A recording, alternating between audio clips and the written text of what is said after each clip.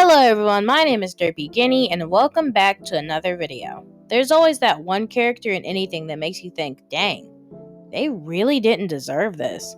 It could be because of their horrible upbringing, terrible situations, or even the pettiness of certain fandoms. Here are just some of the characters I think either deserve better or don't deserve the hate being thrown their way. Spoiler warning ahead. Oh, and I am making a cartoon version of this next vid, so stay tuned.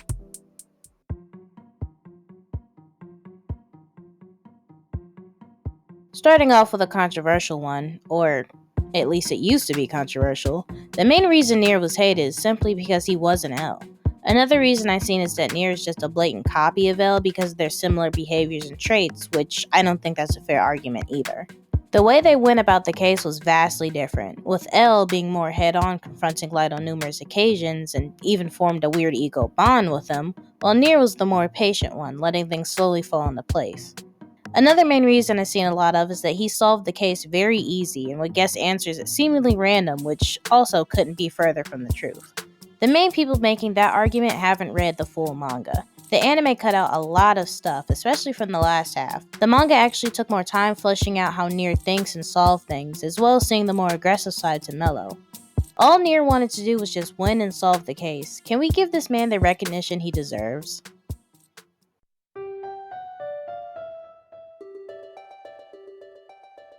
Obviously, neither of them deserve what happened to them, but let's switch it up a bit with him. This sorry excuse of a man right here didn't deserve these two. No amounts of arguments and failed projects should cause someone to snap so hard that they choose to turn their spouse into a literal abomination. In her Chimera's state, her first and only words was, "I want to die," which is just so tragic. I mean, how can anyone be unfazed by that sentence knowing the truth? But he doesn't stop there. No, he goes straight after his daughter next. Sweet little Nina was oblivious from the start and wanted nothing to do but to play and be a child. A child, mind you. Hey Nina, I've got an idea. Do you want to play with Daddy tomorrow? Really? And the saddest thing to me is that even after realizing what happened to her, she still cares for her dad. When getting beat by Ed, she stopped him from killing him, and even cries when he does get killed by Scar. Like he has to have some ounce of guilt in his head. I fully understood no matter what I did, my life would be ruined. I could either do it with the science or without. And so I chose science to see if I could. Yeah, I really don't think he does. It was either his career or his family, and I guess he loved his job way more. These poor ladies deserve the world.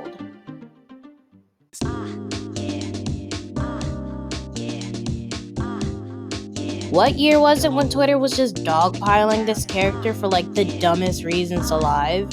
Death threats, body shaming, and changing her design to quote-unquote fix it, and whatever the hell this was supposed to be. The poor girl barely stood a chance.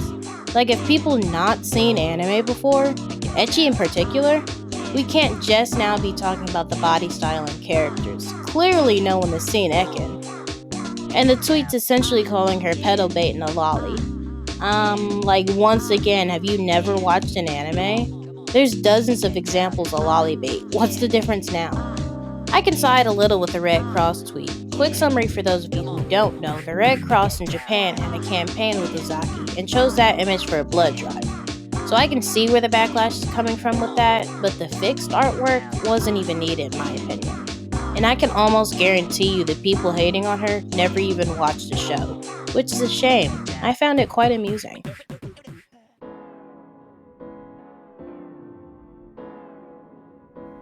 Okay, everyone minus like 2 people, but it might as well have been everyone. Since the manga was a monthly release, the anime quickly passed over it and they pretty much ended it how they wanted it to end, and it shows. I found this when I was 12, not knowing what was gonna happen, so this was the first anime I seen where damn near the entire cast died, and I was horrified. Like most cases, things were definitely different in the manga. I feel like, or would have hoped, the manga had more of a pace between the deaths, while with the anime, it felt like they were killing them off back to back, which was traumatizing watching it the first time. I think the 2 characters to come out the most undeserving was Tatsumi and Chelsea, simply because both deaths were the most unexpected and had to be done just for shock value. I mean, what even was that? Chelsea was introduced in the middle of the series only to get killed off in what I think was the worst way in the anime, and Tatsumi because no one expects the main character to die. I don't care if the show was called Akame got killed, Tatsumi was shown more than her, so he was the main character. And he didn't even die in the manga, he turned into a dragon thing? I have no idea, I haven't read the manga, I've just seen pictures of it.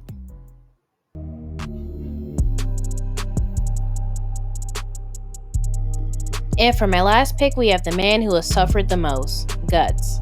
His whole upbringing started awful and pretty much stayed awful throughout his life. He was born out of his mother's lifeless corpse and left for dead. His father figure abused him, sold him off, and tried to kill him. And he has the most toxic friend since Sei. During the eclipse, Guts was forced to witness all his former comrades be sacrificed, and his lover Casca to be horrendously assaulted by the guy he once called his friend. He essentially turned into a rageful and even more of a hardened man obsessed with revenge. I think I feel the most bad about Guts because he had to go through so much. His life is just filled with violence, danger, betrayal, and heartbreak.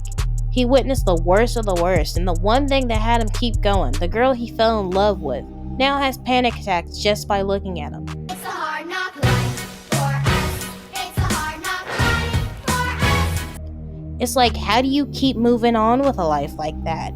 Please, someone give this man a break. Oh my gosh.